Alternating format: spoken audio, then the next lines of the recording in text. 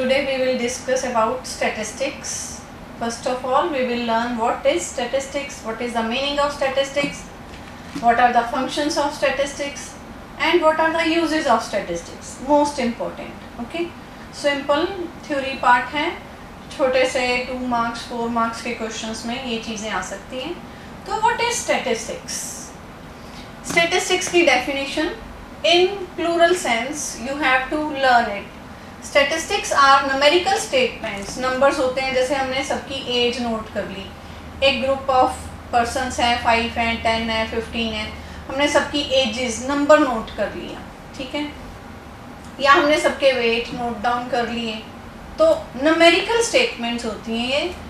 In any department of inquiry हम किसी group में कर रहे हैं, किसी क्लास का कर रहे हैं, like that. In relation to each other एक दूसरे से connected होते हैं, एक proper group होता है. Easy. Learn this definition in plural sense. Next definition, it's given by Turtle in singular sense. It says statistics is a body of principles and techniques.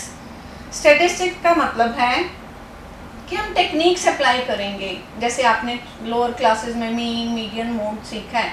तो ये स्टैटिस्टिक्स का काम है कि हम किसी डाटा के ऊपर कुछ काम करते हैं, फिर वहाँ से हम कुछ इंटरप्रेट करते हैं कि हाँ इनका एज, एवरेज एज इतना आ रहा है इस ग्रुप में, इस क्लास में एवरेज मार्क्स इतने आ रहे हैं. तो that is all called statistics.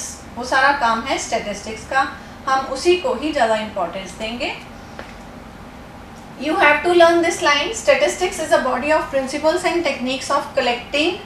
पहले डाटा कलेक्ट करते हैं, क्लासीफाइंग, फिर हम उसको अरेंज कर देते हैं इंडिविजुअल सीरीज में भी, डिस्क्रीट में भी, depending upon the data.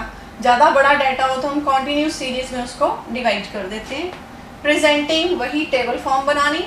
Then we compare कि कितने मार्क्स ज़्यादा बच्चों के हैं, कितने मार्क्स कम बच्चों के हैं, कंपेयर हो जाता है. फाइनली हम इंटरप्रेट करते हैं एज अ होल, जो हमने पूरी कलेक्शन की है, पूरे ग्रुप की, पूरी क्लास की. तो इंटरप्रेट करना, that is all called statistics. Okay, this is more important. दोनों डेफिनेशंस याद कर लेना, नोट डाउन कर लो. एक सिंगुलर सेंस में है, एक प्लूरल सेंस में है.